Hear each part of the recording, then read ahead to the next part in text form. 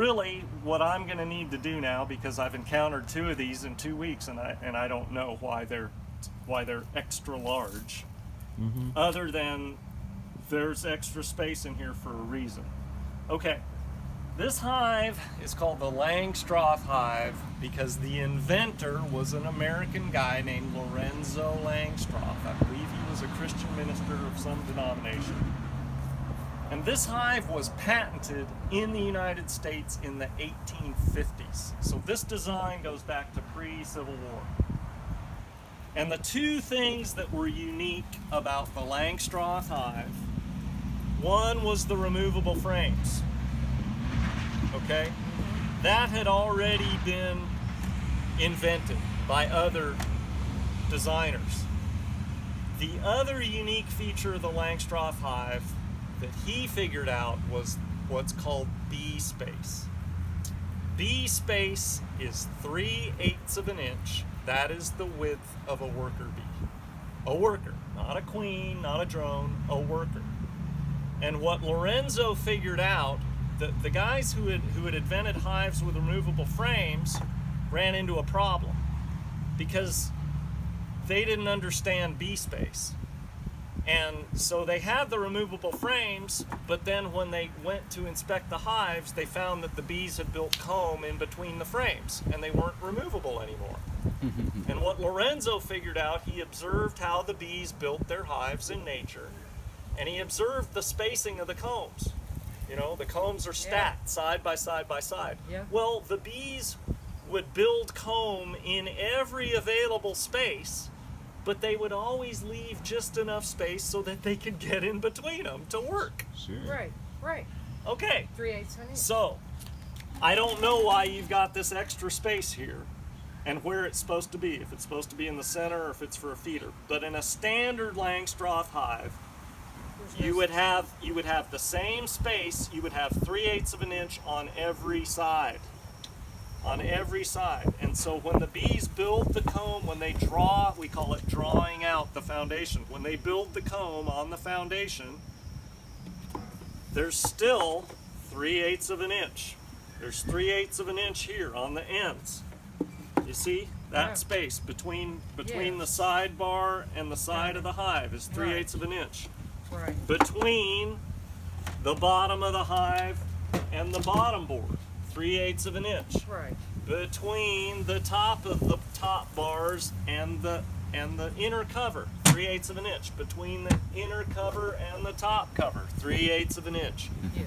Okay, so then we can still pull the pieces apart to inspect, and the bees haven't built comb. Now, we still have to deal with propolis, right? You know what propolis is, the bee glue.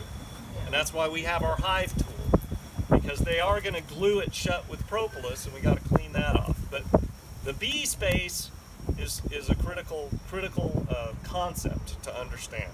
Right. Okay. Right. Got it. So we're going to go through this just like it's a house really quickly. So imagine this is a human house, and we're going to go from the bottom up in this case. I'm going to take the vinyl sheet out. So this is your floor, or you could call it the foundation. Really, it's the floor. What's the purpose of the screen? Why is it screened instead of solid? So nothing bigger than that hole can get in. No, it's incorrect.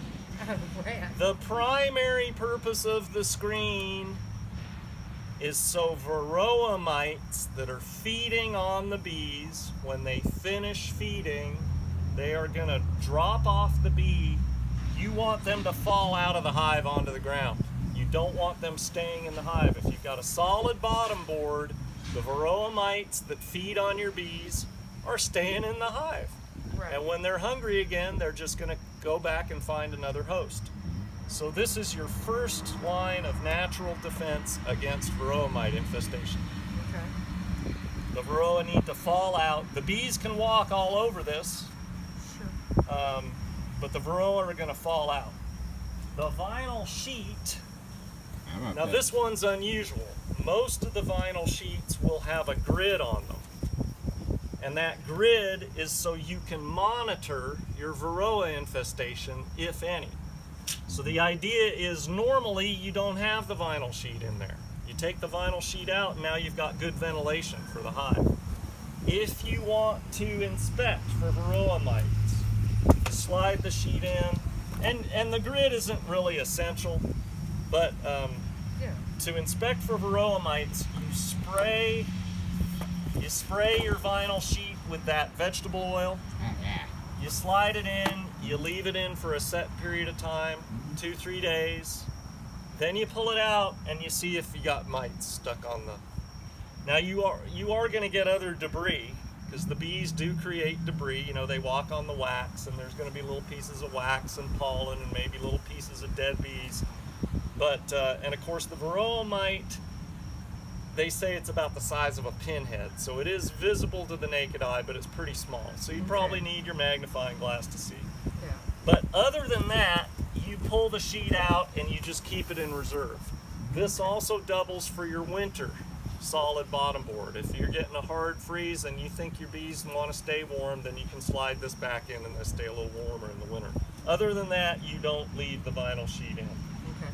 So this is your screen bottom board on the bottom. That's your floor. This is the house. The house.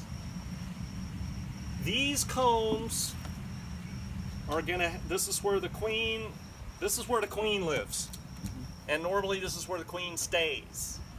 So she's gonna lay the eggs probably in the center because she wants the babies to be all packed close together to stay warm. Those brood, to develop properly, for the eggs to grow and the larvae to grow properly, what temperature, what is the hive temperature they want to maintain? I can't tell you. It's about, just the easiest way to remember is it's the same as our body temperature. Okay. They want it in the mid-90s, about 95 degrees. So the brood, if you've got a healthy queen, and when we break into those hives, we can inspect the brood. If you've got a healthy queen, it's going to be a tight brood pattern. You're not going to have a lot of gaps. In other words, she's going to be laying egg next to the cells, and you're going to see masses of eggs or larvae or capped brood. And we'll look at that so you can identify what capped brood looks like. So usually the brood's going to be in the center where it's warmest, and then they're going to pack the pollen and the honey around the edges. Okay? So what that means, we call this a hive body, right? Hive body, or some beekeepers will call it the brood chamber or the brood nest. The hive body is the house, it's the nursery where the babies are, and it's the pantry. So it's shelter, nursery, and pantry. Okay. We do not harvest honey from the hive body. This is theirs. Yeah. Okay? Up north, where you got real cold winters, they use a double hive body. They stack two high.